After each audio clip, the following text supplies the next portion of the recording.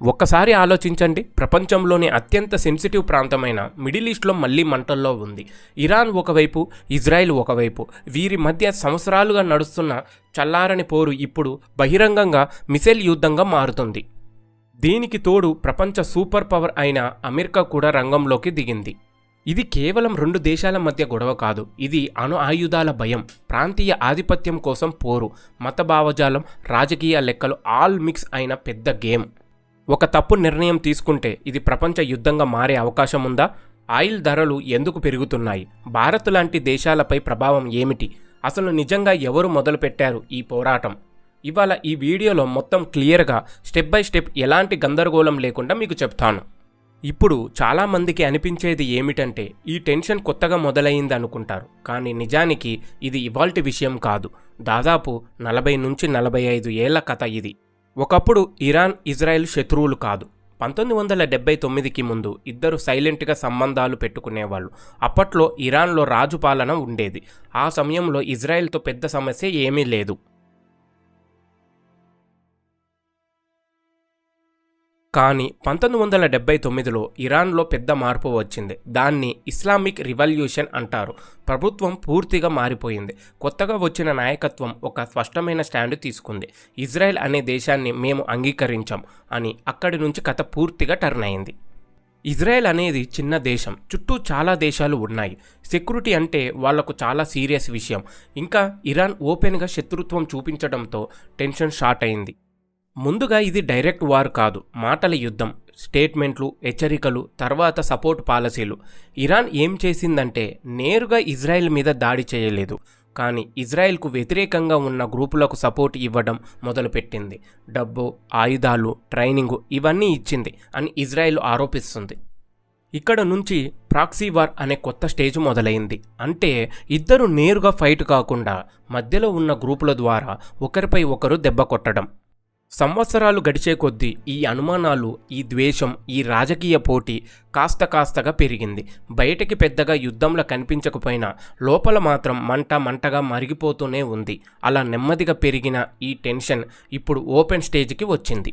ఇప్పుడు అసలు గేమ్ ఇక్కడ స్టార్ట్ అవుతుంది. ఇరాన్ నేరుగా ఇజ్రాయెల్ మీద దాడి చేయలేదు, కానీ మధ్యలో వాళ్ళ ద్వారా దెబ్బ కొట్టడం మొదలుపెట్టింది. దీన్నే ప్రాక్సీ వార్ అంటారు. గాజా ప్రాంతంలో ఉన్న హమాస్, లెబనాన్లో ఉన్న హెజ్బొల్లా ఇవి ఇజ్రాయెల్కు వ్యతిరేకంగా పనిచేసే గ్రూపులు. ఇజ్రాయెల్లో ఆరోపణ ఏమిటంటే ఈ గ్రూపులు ఇరాన్ను డబ్బు, ఆయుధాలు, ట్రైనింగ్ ఇస్తుందని.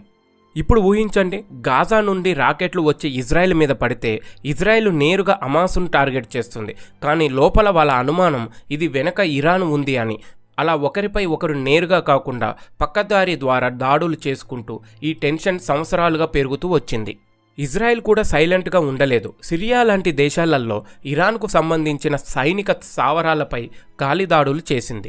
కొన్నిసార్లు సైబర్ అటాక్ జరిగాయి. అణు సెంటర్లపై రహస్య ఆపరేషన్లు జరిగాయని వార్తలు వచ్చాయి.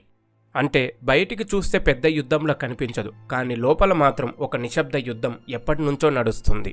ఈ ప్రాక్సీ వార్ వల్ల ఏం జరిగిందంటే నమ్మకం పూర్తిగా కూలిపోయింది. ప్రతి చిన్న సంఘటన కూడా పెద్ద టెన్షన్గా మారే స్థాయికి చేరుకుంది. అలా సంవత్సరాలుగా కాచుకున్న ఈ పరిస్థితి ఇప్పుడు ఓపెన్ మిసైల్ దాడుల దశకి ఎలా వచ్చిందో అదే ఇప్పుడు చూద్దాం. ఇప్పటి వరకు మనం చూసింది ప్రాక్సీ వార్, కానీ అసలు పెద్ద టెన్షన్ ఎక్కడంటే అణు ప్రోగ్రాం దగ్గరే. ఇరాన్ చాలా ఏళ్లుగా చెబుతోంది మేము అణుశక్తిని విద్యుత్ కోసం, శాస్త్రీయ అభివృద్ధి కోసం వాడుతున్నామని. వాళ్ళు అంటున్నారు ఇది మా హక్కు అని. కానీ ఇజ్రాయెల్ మాత్రం నమ్మడం లేదు. వాళ్ళ భయం ఏమిటంటే ఇరాన్ రహస్యంగా అణుబాంబు తయారు చేస్తుందని. ఒకవేళ అది నిజమైతే ఇజ్రాయెల్ చిన్న దేశం, ఒక అణుదాడి జరిగిన భారీ నష్టం. అందుకే వాళ్ళు చెబుతున్నారు ఇది జరగకముందే ఆపాలని. ఇక్కడికి వస్తుంది అమెరికా పాత్ర. అమెరికా కూడా చాలా సంవత్సరాలుగా ఇరాన్పై ఆంక్షలు పెట్టింది. ఎందుకంటే వాళ్లకు కూడా అనుమానం ఇరాన్ అణు ఆయుధాలు దిశగా వెళ్తుందని. 2015లో ఒక పెద్ద ఒప్పందం జరిగింది. దాన్ని JCPOA అంటారు. ఆ డీల్ ప్రకారం ఇరాన్ తన అణు కార్యకలాపాలను పరిమితం చేస్తే అమెరికా మరియు ఇతర దేశాలు ఆంక్షలు తగ్గిస్తాయి. కొంతకాలం పరిస్థితి కాస్త కూల్ అయ్యింది, కానీ ఆ తర్వాత అమెరికా ఓ ఒప్పందం నుంచి బయటకు వచ్చింది, మళ్ళీ ఆంక్షలు పెట్టింది. ఇరాన్ కూడా తన అణు కార్యక్రమాన్ని వేగవంతం చేసిందని రిపోర్ట్లు వచ్చాయి. అక్కడి నుంచి టెన్షన్ మళ్ళీ పెరిగింది. ఇజ్రాయెల్ యొక్క అనుమానం ఇరాన్ అణు ఆయుధానికి దగ్గర పడుతుందని.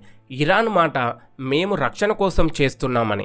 ఈ అనుమానం, ఈ అవిశ్వాసం ఇదే ఇప్పుడు పెద్ద స్పార్కు అయ్యింది. ఎందుకంటే ఒకవేళ ఇరాన్ నిజంగా అణుబాంబు దగ్గరికి వచ్చిందని ఇజ్రాయెల్ నమ్మితే వాళ్ళు ముందుగా దాడి చేసే అవకాశం ఉంటుందని. అంటే ఇప్పుడు జరుగుతున్న ప్రతి దాడి వెనుక ఒకే ప్రశ్న ఉంది: అణు ఆయుధం తయారవుతుందా? ఇదే అసలు గేమ్ చేంజర్. ఇప్పుడు ప్రశ్న, ఈ పరిస్థితి ఎలా ఓపెన్ మిసైల్ వార్గా మారింది? అమెరికా పూర్తిగా ఎలా ఇన్వాల్వ్ అయ్యింది? అదే ఇప్పుడు చూద్దాం. ఇప్పటి వరకు అమెరికా బయట నుంచి సపోర్ట్ ఇస్తుంది అనుకుంటే ఇప్పుడు పరిస్థితి మారిపోయింది. అమెరికా ఓపెన్గా రంగంలోకి దిగింది. ఇజ్రాయెల్ మీద పెద్ద దాడులు జరిగినప్పుడు అమెరికా వెంటనే స్టేట్మెంట్ ఇచ్చింది: మా మిత్ర దేశాన్ని కాపాడడం మా బాధ్యత అని. మధ్యప్రాచ్యంలో అమెరికా ఇప్పటికే సైనిక బేసులను పెట్టుకుంది. గల్ఫ్ దేశాల్లో వారి సైన్యం ఉంది. టెన్షన్ పెరిగిన వెంటనే అమెరికా యుద్ధ నౌకలు, ఫైటర్ జెట్స్ ఆ ప్రాంతాన్ని మోహరించి మెసేజ్ క్లియర్గా మేం చూస్తూ ఉండమని. ఇదే సమయంలో ఇరాన్ కూడా వెనక్కి తగ్గలేదు. వాళ్ళు బహిరంగంగా హెచ్చరించారు: మా మీద దాడి చేస్తే ఖచ్చితంగా రిప్లై ఇస్తామని. డ్రోన్లు, మిసైళ్లు, సైనిక అలర్ట్ మొత్తం రెడీ మోడ్లో పెట్టారు. ముందు సీక్రెట్గా జరిగేవి, ఇప్పుడు మాత్రం ఓపెన్గా మిసైళ్లు వెళ్తున్నాయి. ఒక దేశం నుంచి ఇంకో దేశానికి నేరుగా దాడులు. ఇక్కడే పరిస్థితి సీరియస్ అవుతుంది. ఎందుకంటే అమెరికా నేరుగా ఇన్వాల్వ్ అయితే ఇది రెండు దేశాల మధ్య గొడవ ఉండదు, ఇది పెద్ద బ్లాకుల మధ్య పోరుగా మారే అవకాశం ఉంది. ఒక చిన్న సంఘటన కూడా పెద్ద చైన్ రియాక్షన్కు దారితీస్తుంది. ఒక మిసైల్ తప్పుగా పడినా, ఒక బేస్ హిట్ అయినా వెంటనే భారీ ప్రతిస్పందన వస్తుంది. ఇప్పుడు ప్రపంచం మొత్తం టెన్షన్లో ఉంది. ఎందుకంటే ఇది ఎక్కడ ఆగుతుందో ఎవరికి క్లియర్ కాదు. ఇక్కడ నుంచి ఈ పోరాటం ప్రపంచంపై ఎలా ప్రభావం చూపుతుందో, ముఖ్యంగా ఆయిల్ ధరలు, ఎకనామిక్, భారత్ లాంటి దేశాలపై ఎఫెక్ట్ ఏమిటో ఇప్పుడు చూద్దాం. ఇప్పుడు ఈ యుద్ధం అక్కడే ఆగిపోదు. మిడిల్ ఈస్ట్లో ఏ చిన్న టెన్షన్ వచ్చినా ప్రపంచం మొత్తం షేక్ అవుతుంది. ఎందుకంటే ప్రపంచానికి కావాల్సిన ఆయిల్లో చాలా భాగం ఆ ప్రాంతం నుంచే వస్తుంది. ప్రత్యేకంగా చెప్పాలంటే స్టేట్ ఆఫ్ హర్ముజ్ అనే సముద్ర మార్గం చాలా కీలకం. ప్రపంచ ఆయిల్ సరఫరాలో పెద్ద శాతం అక్కడి నుంచే వెళ్తుంది. ఒకవేళ అక్కడ యుద్ధం వల్ల రవాణా ఆగిపోయిందంటే వెంటనే ఆయిల్ ధరలు పెరిగిపోతాయి. ఆయిల్ ధరలు పెరిగితే ఏమవుతుంది? పెట్రోల్, డీజిల్ ధరలు పెరుగుతాయి, రవాణా ఖర్చులు పెరుగుతాయి, అన్ని వస్తువుల ధరలు పెరుగుతాయి. ఇది మన దేశం మీద కూడా ప్రభావం చూపుతుంది.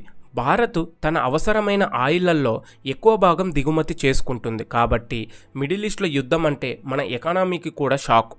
ఇంకో విషయం, గల్ఫ్ దేశాల్లో లక్షలాది భారతీయులు పనిచేస్తున్నారు. అక్కడ పరిస్థితి అస్థిరంగా మారితే వారి భద్రత కూడా ప్రశ్నగా మారుతుంది. స్టాక్ మార్కెట్లు కూడా వెంటనే రియాక్ట్ అవుతాయి. ప్రపంచ మార్కెట్లు పడిపోవచ్చు, డాలర్ రేటు మారొచ్చు, ఎగుమతులు దిగుమతులు ప్రభావితం అవుతాయి. అంటే ఇది కేవలం ఒక ప్రాంతీయ యుద్ధం కాదు, ఇది గ్లోబల్ ఎకనామిక్ ఇష్యూ. ప్రపంచం మొత్తం కనెక్ట్ అయిపోయింది కాబట్టి ఒక్క చోట మంటలు అంటుకుంటే దాని వేడి అందరికీ తగులుతుంది. ఇప్పుడు అసలు ప్రశ్న, ఇది ఇక్కడే ఆగుతుందా లేక ఇంకా పెద్ద యుద్ధంగా మారుతుందా? అదే ఇప్పుడు చివరి భాగంలో చూద్దాం. ఇప్పుడు అసలు పెద్ద ప్రశ్న ఇదే, ఇంకా ఈ ముందు ఏమవుతుంది? ఈ పరిస్థితి ఎక్కడికి వెళ్తుంది? మొదటి సినారియో పరిమిత యుద్ధం. కొన్ని రోజులు లేదా వారాలు దాడులు జరుగుతాయి. అంతర్జాతీయ ఒత్తిడి పెరుగుతుంది. యునైటెడ్ నేషన్ పెద్ద దేశాల మధ్యలోకి వస్తాయి. చివరికి సీజ్ ఫైర్ ప్రకటిస్తారు. టెన్షన్ తగ్గుతుంది, కానీ సమస్య పూర్తిగా ముగిదేదు. మళ్ళీ ఎప్పుడైనా చెలరేగేలా ఉంటుంది. రెండో సినారియో ప్రాంతీయ యుద్ధం. ఇరాన్, ఇజ్రాయెల్ మాత్రమే కాదు, చుట్టూ ఉన్న ఇతర దేశాలు కూడా లాగబడే అవకాశం ఉంది. లెబనాన్, సిరియా, గల్ఫ్ ప్రాంతం, ఇలా మొత్తం మిడిల్ ఈస్ట్ అస్థిరంగా మారొచ్చు. ఇది చాలా ప్రమాదకరం. మూడో సినారియో గ్లోబల్ సంక్షోభం. ఎందుకంటే అమెరికా ఇప్పటికే ఇన్వాల్వ్ అయ్యింది. ఒకవేళ పెద్ద దేశాలు బ్లాక్స్గా విడిపోయి ఒకరికొకరు సపోర్ట్ చేస్తే ఇది మరింత పెద్ద స్థాయికి వెళ్లే ప్రమాదం ఉంది. ప్రపంచ మార్కెట్లు కూలిపోవచ్చు, ఆయిల్ షాక్ రావచ్చు, అంతర్జాతీయ సంబంధాలు పూర్తిగా మారిపోవచ్చు. కానీ ఇంకో కోణం కూడా ఉంది. యుద్ధం ఎవరికి లాభం కాదు, ఖర్చు చాలా ఎక్కువ, మానవ నష్టం, ఆర్థిక నష్టం, చివరికి అన్ని దేశాలు ఒత్తిడిని ఫీల్ అవుతాయి. అందుకే చాలామంది విశ్లేషకులు చెబుతున్నారు చివరికి చర్చలే మార్గం అవుతాయని. కానీ ఒక విషయం మాత్రం క్లియర్, ప్రస్తుతం పరిస్థితి చాలా సెన్సిటివ్. చిన్న తప్పు కూడా పెద్ద ఎస్కలేషన్కు దారితీస్తుంది. యుద్ధం మొదలుపెట్టింది నాయకులు కావచ్చు, కానీ దాని ప్రభావం పడేది సాధారణ ప్రజలపై. ఒక మిసైల్ ఎగిరితే అది కేవలం మ్యాప్ మీద లైన్ కాదు, అది ఎవరో ఒకరి ఇల్లు, ఎవరో ఒకరి జీవితం. మిడిల్ ఈస్ట్లో మళ్ళీ మంటలు అంటుకున్నాయి. ఇది త్వరగా ఆగుతుందా లేక ప్రపంచ రాజకీయాలను పూర్తిగా మార్చేస్తుందా? ఇది కాలమే చెప్పాలి. మీకు ఈ అనాలిసిస్ ఎలా అనిపించింది? మీ అభిప్రాయం ఏమిటి? కామెంట్లో చెప్పండి.